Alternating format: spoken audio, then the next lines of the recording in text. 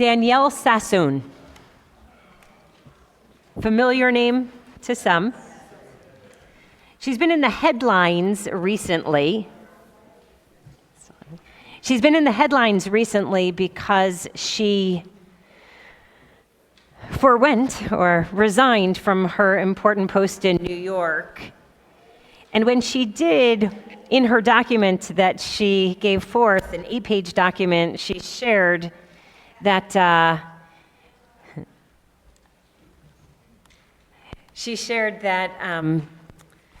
basically it was against her own moral principles and what she believed to do, what it meant to do what was good and what was right, to be continuing in that post in the way that was being asked or required of her.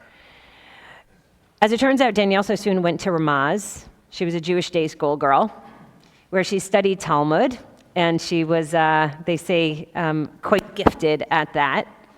I'm imagining, and I'm going to look to Zoe and Josh for a minute, that those Talmud skills, I've been told, are really helpful in the legal world. And eventually, she would go on to create a very impressive career as a lawyer within New York State. And one of the things that was interesting to me is that she gave a verse from the Torah in this 8-page document that she submitted, and that page was that a person shouldn't take bribes. And she quoted the Torah. And it made me think a lot about the way that we, as Jews, familiarize ourselves with the laws of the Torah and the words of the Torah and the way that we live by them. And so Ben and I are going to do a Torah talk today. But Ben, where I wanted to start is this idea of bringing the laws of the Torah to life, and in many ways living by them. So one of the things that we know is that we start, when kids start and when adults start learning Torah, you start at Genesis, right? You start at the creation of the world.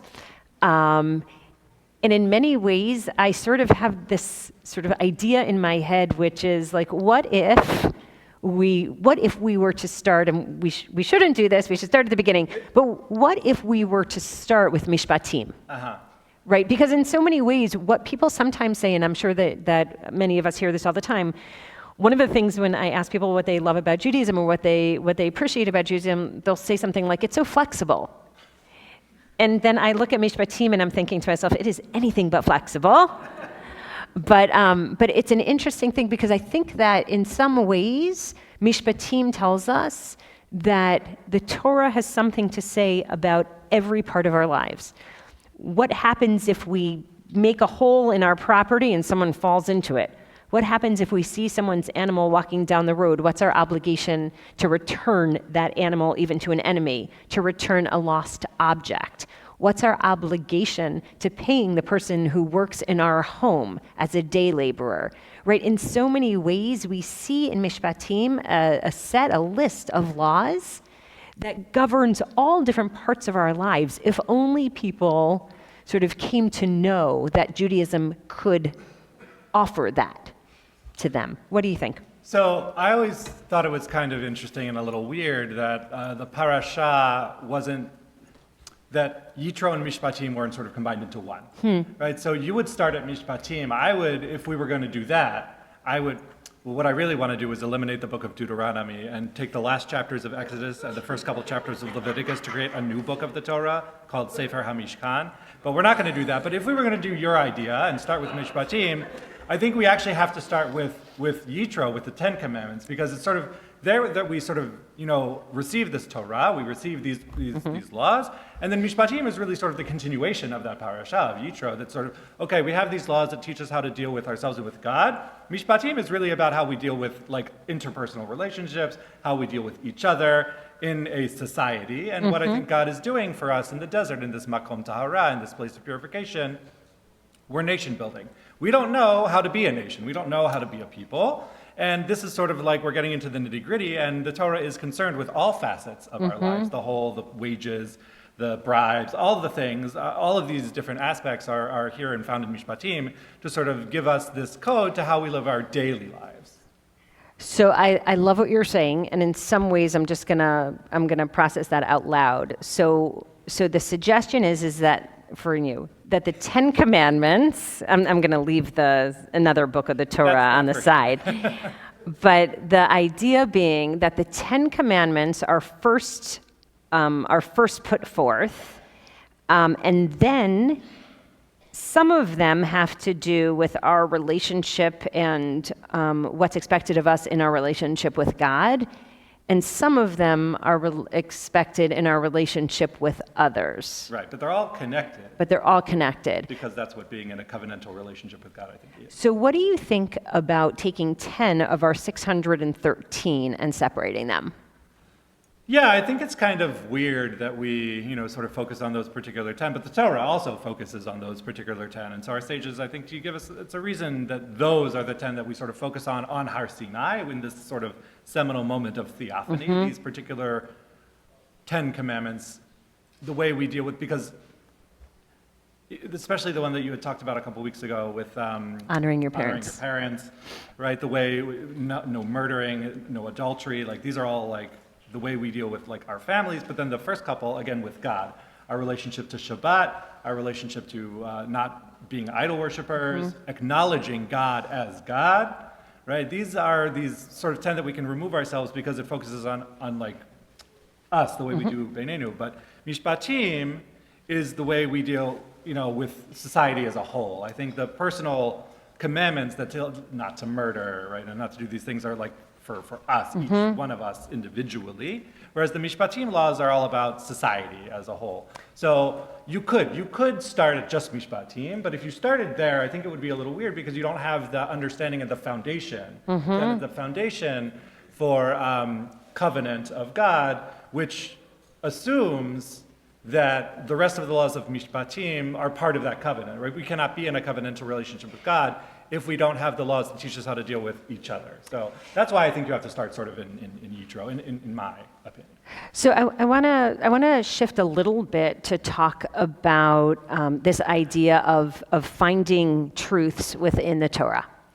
One of the questions that we sometimes find ourselves, considering is that I think for most people here today, you learned your morality, or you sort of acquired your sense of morality from where? ?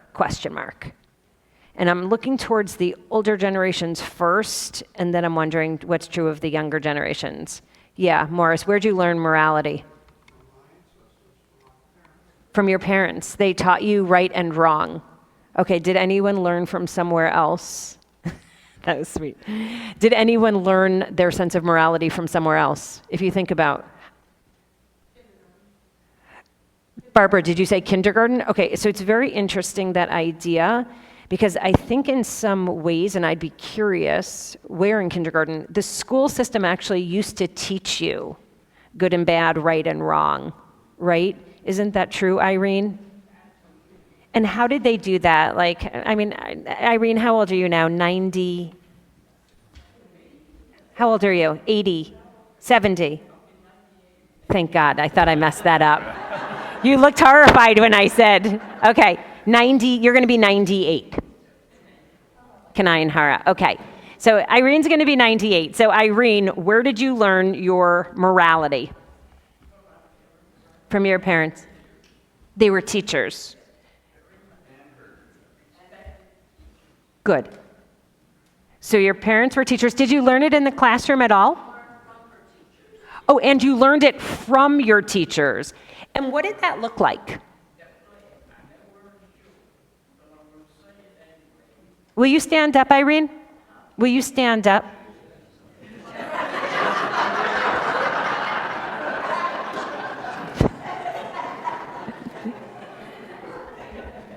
Okay, perfect.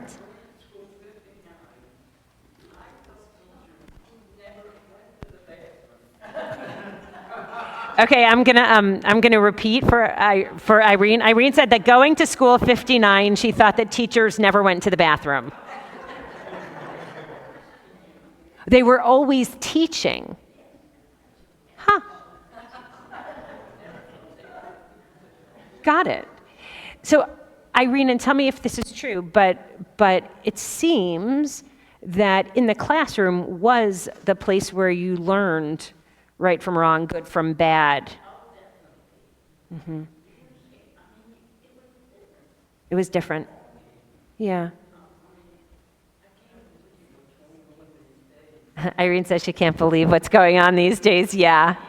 Bobby. In our generation, boomer generation, we also learn morality from television shows we grew up with. Bobby, will you stand up, and I'm going to repeat for you. But Bobby said in his generation, he's a boomer, that we also learned from the television shows. Morality, like the Lone Ranger, for instance. He's saying, for anyone who's watching, shows like The Lone Ranger and Hopalong Cassidy, Leave It to Beaver, Father Knows Best. Good. That's right. All right. So what Bobby said, and I love that everyone's like thinking about this now. Bobby said that like there were always lessons in the shows that you were watching. I saw, Renee. Life lessons, experiences. Uh-huh. We may know what's right and what's wrong, but we don't realize, I think, the importance of it until we actually see Okay. that with somebody else. So your sense of right and wrong is sort of like furthered when you live your life, you acquire wisdom. Beautiful. Yeah. As young children, don't you also learn morality from the other children as well? Because we police one another a little bit. Huh. So you lie to your best friend, even though you're both 6. The friend says, that's wrong. Huh. You can't lie. My parents told me you can't lie. Teacher said you Yeah.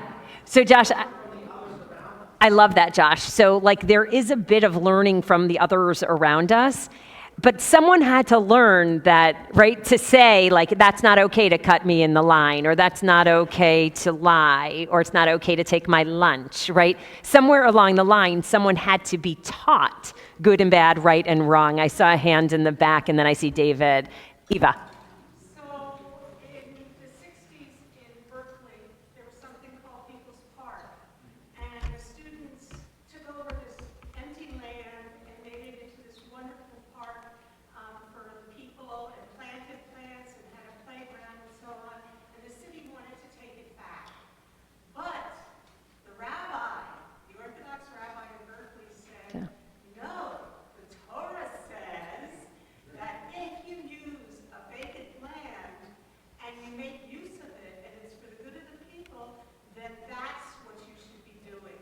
And so that's where I learned. Good. Also, so good, Eva, I'm so glad you said that. So religious leaders, right? Religious leaders also informed people's sense of morality. Good. I have one last one, which is David, and then I'll come back.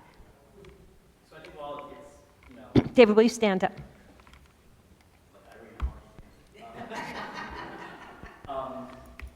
it's the responsibility of our parents ultimately, but it's also the fact we live in a community and that we see people acting in compassionate and moral ways all the time.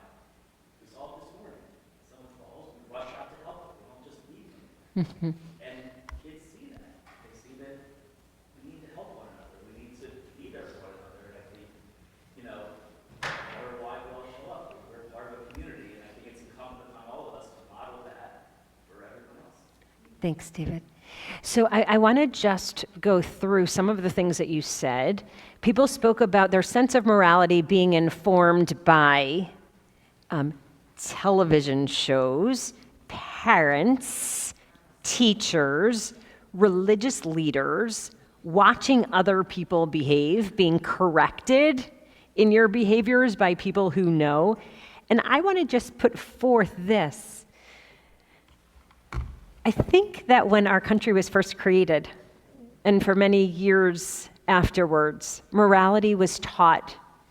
It was taught in shows, it was taught in our programming, it was taught in our schools, it was taught in our after-school programs. No one mentioned that, but were people a part of the Boy Scouts or after-school clubs that taught you good and bad, right and wrong, that perpetuated those values? Today, it's become a lot less clear. And now, a lot of times children are taught to listen to that still small voice, right? That they have an intuition, that they'll know what's right and what's wrong. But one of the things, and I think, Ben, you'll agree with me, that's so beautiful about Torah is I'm not sure if everybody will know right from wrong without guidance. And in many ways, what the Torah teaches us is not obvious, right? David, that showing up, that running to help, you shall not stand idly by. What is showing up for a community? We have laws about that for after loss, right? We have laws about a minyan, right? This idea of Jewish life really being centered around the principles of the Torah. But I actually also think that it's so important that in a world that feels so gray, in a world that no longer are people willing or able to say what is good or bad, what is true or false, what is right and wrong.